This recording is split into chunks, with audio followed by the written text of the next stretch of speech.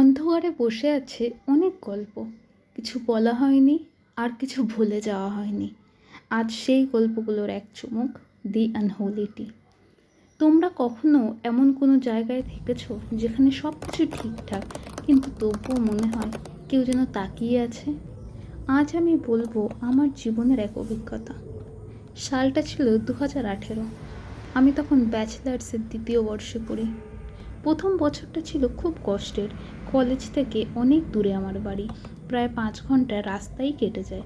তারপর বাড়ি এসে ক্লান্তিতে আর পড়াশুনোও হয় না, আর ঘুমাতে না ঘুমাতেই পরের দিন সেই সকাল 8টার আবার ট্রেন ধরে কলকাতায় যেতে হয়। তাই সেকেন্ড ইয়ারে ঠিক করলাম যেভাবেই হোক একটা জায়গা নিতেই হবে এবার কলেজের পাশাপাশি। তখনই আমার দেখা হয় এক মেয়ের সঙ্গে। সে অন্য কলেজে পড়ে, কিন্তু একই এলাকায়, সে দমদমে ওখানেই থাকতে চায়। আমরা দুজনে মিলে একটা 2 BHK ফ্ল্যাট ভাড়া নিই, নাগেরবাজারের দমদম থেকে মাত্র 2 মিনিট দূরে, মানে ওটা 2 মিনিট ওয়াকিং ডিস্টেন্স। জায়গাটা মোটামুটি ব্যস্ত, দোকানপাট, লোকজন সবই আছে, আর অটোয় উঠলে 5 মিনিট পরেই ডায়মন্ড প্লাজা মল। প্রথম প্রথম খুব মজা লাগছিল, যেহেতু বাড়ি থেকে একা দূরে কখনো থাকিনি। নিজের একটা জায়গা, স্বাধীনতা, বন্ধুদের আসা যাওয়া। কিন্তু ফ্ল্যাটে ওঠার কিছুদিন পর থেকে কিছু অদ্ভুত ব্যাপার শুরু হয়। বাথরুমের ফ্লাশ হঠাৎ নিজের থেকেই চলতো, মাঝরাতে করিডোরের পায়ের আওয়াজ পাওয়া যেত, কেউ যেন ওখান থেকে হেঁটে যাচ্ছে। আমরা দুজনেই প্রথমে বিষয়গুলো খুব হেসে উড়িয়ে দিতাম। ভূত নয়, নিশ্চয়ই পাইপে প্রেশার ইস্যু। কিন্তু হাসির আড়ালে এরকম অস্বস্তি জমতে শুরু করেছিল। এক রাতে আমার রুমমেট গেল ওর বয়ফ্রেন্ডের সাথে বাইরে। সময় তখন রাত প্রায় 11টা। আমি একাই ছিলাম ফ্ল্যাটে। হঠাৎ শুনতে পেলাম ওর রুমের ভেতর থেকে একটা নক করার শব্দ। সমস্যা হচ্ছে ওর রুমটা বাইরে থেকে লক করা ছিল। প্রথমে ভেবেছিলাম হয়তো আমার কানের ভুল হচ্ছে, কিন্তু আবারও বারবার যখন নক হচ্ছে তখন বুকের ভেতরটা কেমন যেন মুচড়ে উঠল। আমি ভাবলাম, না, এটা ঠিক না, ও নিশ্চয়ই কাউকে লুকিয়ে রেখেছে ঘরের ভেতরে। কেউ হয়তো বেহুশ ছিল, এখন তার চেতনা ফিরে এসেছে। আমি সঙ্গে সঙ্গে ওকে ফোন করলাম, আর ও তখন বলল, আমি জানি ওটাকে, চিন্তা করিস না। আমি তো অবাক, মানে কি, তুই জানিস? ও শুধু বলল, হ্যাঁ আমি জানি, দাঁড়া আমি আসছি। ভাবতে পারছেন, তখন রাত 11টা বাজে, লক করা দরজার ভেতর থেকে আওয়াজ আসছে, আর ও বলছে ও জানে ওটা কি, আর আমি জানি না। রাতে ওর বয়ফ্রেন্ডের সাথে বাড়ি এসে বলল ওটা নাকি কালী ঠাকুর। ভাবুন, একবার ভেবে দেখুন, ঘরের ভেতরে নাকি কালী ঠাকুর নক করছে ঘর থেকে বেরোনোর জন্য। মানে আমি তো শুনে অলমোস্ট ওখানেই মানে পাগল হয়ে যাওয়ার মতো, কিন্তু ওকে আর বুঝতে দিইনি। যাই হোক, কিছুদিন কেটে গেল, সেমিস্টার এক্সামস শুরু হয়ে গেল। সেই সময় ওই মেয়ে প্রায় ফ্ল্যাটে থাকতো না বললেই চলে, আমি একাই থাকতাম ওখানে। তখন এক গরমকালের রাত, পরীক্ষার পর ক্লান্ত হয়ে বিছানায় শুয়ে পড়েছিলাম। রুমের লাইটও নিভিয়ে ফোনে কিছু ইনস্টাগ্রাম স্ক্রল করছিলাম। হঠাৎ ফোনটা নিজে থেকেই বন্ধ হয়ে গেল। আমি ভাবলাম হয়তো ব্যাটারি শেষ, কিন্তু তারপরে একটা অদ্ভুত অনুভূতি। মনে হলো কেউ আছে ঘরে। আমি একা, কিন্তু বাতাস ভারী হয়ে গেছে, নিস্তব্ধতা জমে গেছে। আমি চোখ বন্ধ করে শুয়ে রইলাম, ভাবলাম হয়তো কল্পনা করছি, কিন্তু আমার একটা জিনিস, যাই হয়ে যাক, আমি ভেবেছি চোখ আমি খুলব না, চাদরও আমি খুলব না। কিন্তু পরের মুহূর্তে টেবিলটাকে যখন আমার বই পড়ে গেল, আর ব্যাগটাও পড়ে গেল, আমি কেমন যেন একটা বুঝলাম যে ওখানে কেউ আছে। বাই দ্য ওয়ে, আমি বলে দিই আমার রুমটা কীরকম। আমার রুমে একটা অনেক বড় কাঁচের জানলা ছিল, আর রুমটার পাশেই একটা ভীষণ বড় মাঠ, যেখানে সব নোংরা ফেলা হতো। আর রুমের পাশেই হচ্ছে যে মাঠটা আর রুম, তার মাঝখানে একটা অনেক বড় গাছ, যেটা অনেক পুরনো। আর গাছের যে ছায়াটা সেটা পুরো একদম আমার খাটের উপরে আসে। তো এনিওয়ে ভয় করবি, একটা কেমন যেন একটা পরিবেশটাই কেমন যেন একটা। তারপর আমার মনে হলো যে আমি কিছু স্বর শুনতে পাচ্ছি, যে বলছে, আমি জানি তুই জেগে আছিস, কিন্তু ভয় পাস না, আমি কিছু করবো না, কিন্তু আমি কাল আবার আসবো। তখন আমার বডি পুরো ফ্রিজ, গলা থেকে আওয়াজ বেরোচ্ছে না, ইভেন আমার বডি যেন 1 ইঞ্চি নড়ছেও না। আমার মনে হলো যে একবার সকাল হোক আর আমি আউট, এই অ্যাপার্টমেন্ট থেকে আমি বেরিয়ে যাবো, আমি আর আসবই না। যাই হোক, ভোর হতেই সূর্যের আলো যখন ফাঁক দিয়ে জানলার ঢুকলো, আমি কিছু না ভেবে সরাসরি কলেজে দৌড় দিলাম।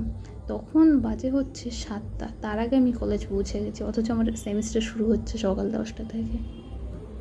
কেউ যদি তখন আমার মুখ দেখতো তাহলে বুঝতো যে আমি সারাটা রাত 1 মিনিটও ঘুমাইনি। এক্সাম দিয়ে তাড়াতাড়ি আমি ট্রেনে করে বাড়ি চলে আসলাম। মাঝপথে যদিও আমি গিয়েছিলাম একবার রুমে আমার বই নিতে। যাই হোক, রুমটা দেখেই মনে হচ্ছিল যে না, কেউ রুমে এসেছিল আর সব কিছু ছুঁয়ে গেছে। কয়েকদিন পর যখন ওই মেয়ে এলো, আমি ওকে বললাম সব ঘটনা। ও তখন শান্তভাবে বলল, আমি জানতাম, সেই জন্যই আমি আগে থেকেই এই রুম থেকে বেরিয়ে গেছিলাম। আমি তখন কাঁপা কাঁপা গলায় জিজ্ঞেস করলাম, মানে তুই সব কিছু জানতিস কিন্তু আমাকে বলিসনি? ও শুধু বলল, আমি ভেবেছিলাম তুই ঠিক থাকবি। তারপরও আমাকে আরও 2 মাস মতন ওই ফ্ল্যাটে থাকতে হয়, কারণ কলেজের জন্য কলেজের পাশে কোনো জায়গা পাওয়া অতটাও ইজি ছিল না। প্রতিদিন রাতে আমি লাইট জ্বালিয়ে ঘুমাতাম। আমার মনে হয় তারপরে প্রায় 2.5 বছর আমি লাইট অফ করে ঘুমাইনি, সে বাড়ি হোক বা কলকাতার যে কোনো জায়গায়। কিন্তু যতদিন আমি ওখানে ছিলাম মনে হতো কেউ না কেউ তাকিয়ে আছে। এইটা ছিল আমার নিজের জীবনের এক সত্যি অভিজ্ঞতা। আজও নাগের বাজারের দিক দিয়ে যখনই যাই ওই ফ্ল্যাটটার সামনে থেকে যেতে পারি না। ওখানে এখন কে থাকে কে জানে, কিন্তু আমি জানি কেউ আছে, এখনও আছে ওখানে। তবে হ্যাঁ, এই ঘটনাটা ঘটার পর আমার জীবনে অনেক কিছু পাল্টে গেছে। প্রথমে আমি এরকম কিছু প্রেজেন্স বা কোনো কিছু আছে এরকম আমি বুঝতে পারতাম না, কিন্তু এই ইনসিডেন্টটার পর আমি যেন বুঝতে পারি, আমি যেন ফিল করতে পারি যে কেউ আছে আমার আশেপাশে। সব সময় না, কিন্তু কিছু স্পিরিট বা এরকম কিছু থাকলে আমার মনে হয় যেন আমি বুঝতে পারছি।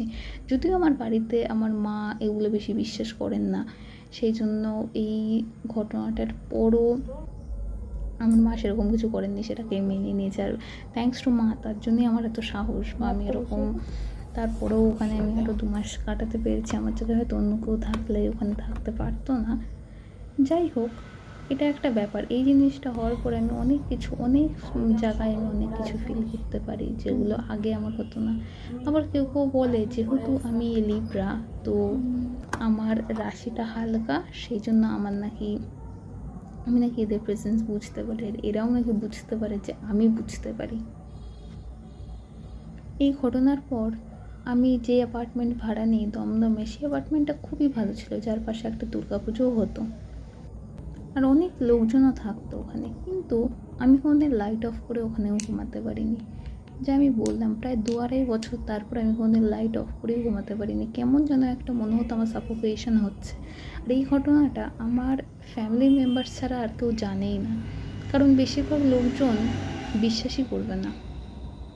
By the way, I am so sorry এই আওয়াজগুলোর জন্য। আমার বাড়ি রাস্তার পাশেই, তো আপনারা অনেক আওয়াজ শুনতে পাচ্ছেন, সরি অ্যাবাউট দ্যাট। আর আপনাদের সাথে যদি এরকম কোনো কিছু হয়ে থাকে, আপনারা কখনো কিছু ফিল করে থাকেন এরকম কারোর প্রেজেন্স, বা আপনার বন্ধুবান্ধব বা ফ্যামিলির সাথে এরকম হয়ে থাকেন, তো ফিল ফ্রি আমাকে জানাতে। তাহলে আমিও আমার চ্যানেলে আপনাদের অভিজ্ঞতা শেয়ার করব। আর আমাকে জানাবেন আমার এই নেল পলিশের কালারটা কেমন লাগছে। বাই দ্য ওয়ে, এই নেল পলিশটা হচ্ছে মাই মুড, মানে নামটাই হচ্ছে মাই মুড। আর এটা এত ভালো নেল পলিশ, আমি কি বলবো, এটা পরার 4-5 দিন পরেও কোনো রকম কিচ্ছু হয় না, মানে খুব লং লাস্টিং, খুব ভালো, মানে একটুও উঠে ফুটে যায় না, খুব সুন্দর লাগে। তারপর যদি আপনারা এরকম কোট ইউজ করেন, বিশেষ করে ম্যাটেরটা, তাহলে একটা ম্যাট ফিনিশ লুক দেয়। এর আগে আমার গ্লসি নেলস ছিল, তো ভাবলাম চলো 2 সপ্তাহ গ্লসি হয়ে গেছে, তো এই 2 সপ্তাহ আবার ম্যাটই করা যাক।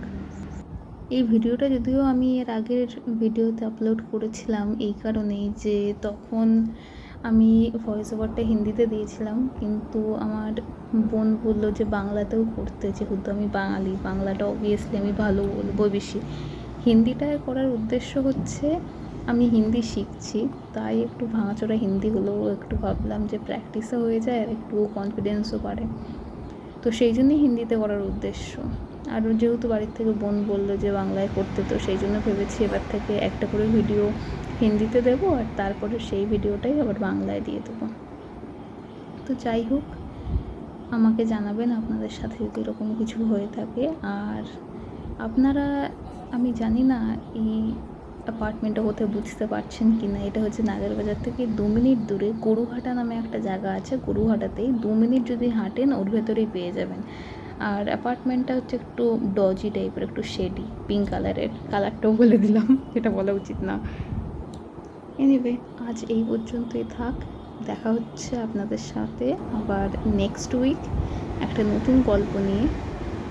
দেখছি কি গল্প নিয়ে আসা যায়। ভাবছি আমার সাথে যেটা দার্জিলিংয়ে হয়েছিল সেটা বলবো, নাকি যেটা আমার সাথে রাজস্থানে হয়েছিল সেটা বলবো।